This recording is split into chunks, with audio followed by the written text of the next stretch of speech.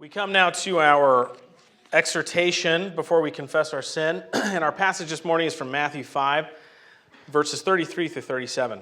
Again, you have heard that it was said of those of old, you shall not swear falsely, but shall perform to the Lord what you have sworn. But I say to you, do not take an oath at all, either by heaven, for it is the throne of God, or by earth, for it is his footstool, or by Jerusalem, for it is the city of the great king.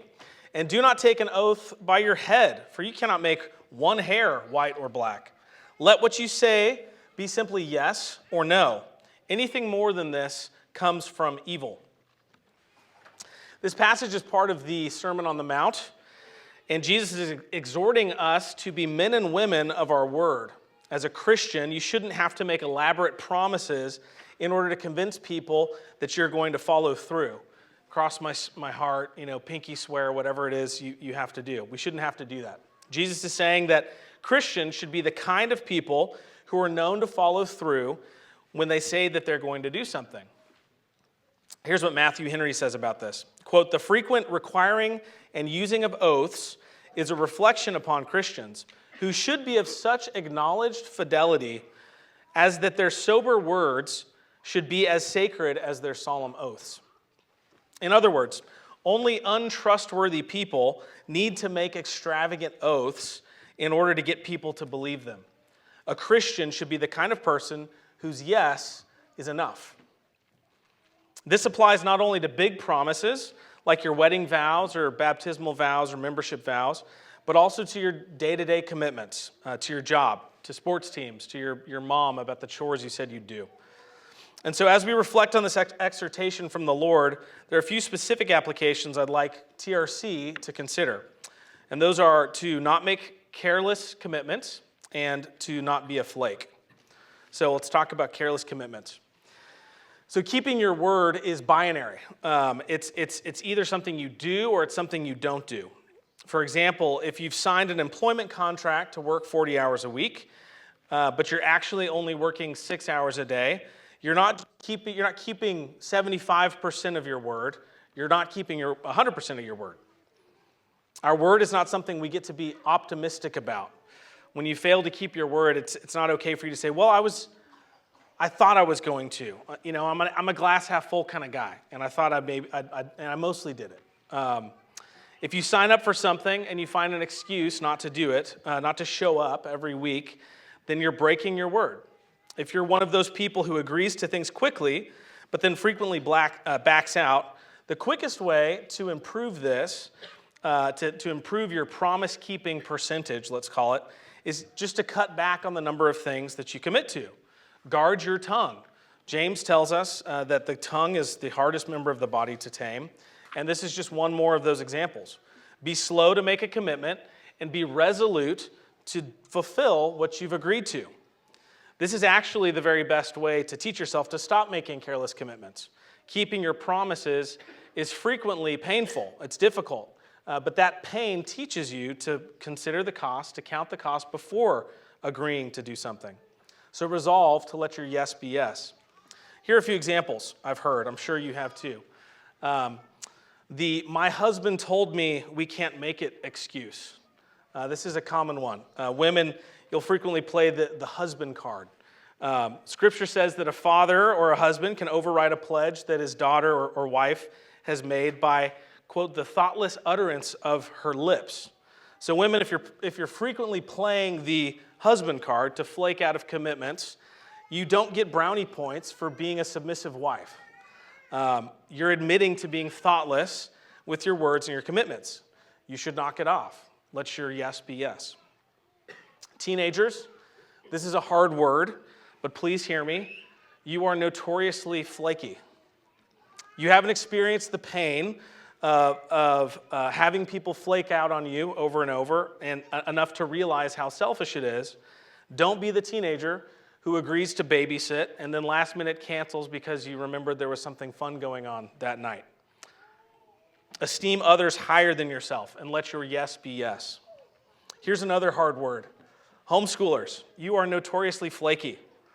It's the reason that most online homeschool curriculum require upfront payment. They know these Christians probably will flake out. I've been known, for those of you that know me well, to call home churchers and homeschoolers free-range chickens. And it's because these models tend to attract people who don't want to be tied down by pesky commitments to other people. TRC homeschoolers defy this stereotype and be the kind of people who let your yes be yes. And of course, the worst excuse in the evangelical community is to blame God. You guys have probably heard this. I know I agreed to help on Saturday, but I just feel like the Lord's leading me to spend some time with my family, so I'm going to sleep in, right? This is a bad witness. This is not something that we shouldn't use the God told me get out of jail free card. It's actually serious. It's a form of taking the Lord's name in vain. It's a violation of the third commandment. We tend to think of the third commandment to mean just don't use God's name in conjunction with a swear word, but it means much, much more than that. It's what Christ was alluding to or was teaching in the Lord's Prayer when he said, "Pray like this then, our Father in heaven, hallowed be thy name." The name of the Lord is to be reverenced and honored in all of our speech. So Christians, we should only invoke the name of the Lord with great sobriety and reverence.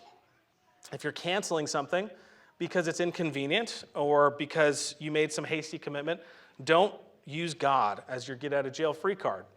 Just own it and apologize. Or better yet, keep your word. Let your yes be yes. So last thing I want to mention is just this idea of not being a flake in general. I've lived in a number of different parts of the country. I grew up in the Southwest, and then I lived in the Pacific Northwest for 12 years. And I've been here in the South for about 10 years. And I think this is a peculiar thing to the South. So hear me out here. I call it Southern cancel culture. And I'm not talking about politics. I'm talking about this tendency we have, it seems, in the South to quickly cancel things for any reason whatsoever. I know I said I'd be there, but we were out of milk this morning for the cereal, so we're just going to have to call it off. That kind of thing. It's lame.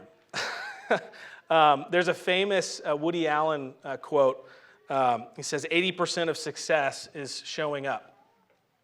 This is a deep truth that bears reflection. Do you want a successful business? Show up. Do you want athletic achievement? You've got to show up. Do you want a healthy marriage? Show up. If your kids sign up for a sports team, be committed to showing up, even if your kid isn't feeling like it today or you're not feeling like it today. Let your yes be yes. If you volunteer to help with something and others are counting on you, show up. Let your yes be yes. We all want to see ourselves as the Sam Gamgee character, who sticks by his friend through thick and thin. But like the saying goes, everyone wants to save the world, but nobody wants to take out the trash.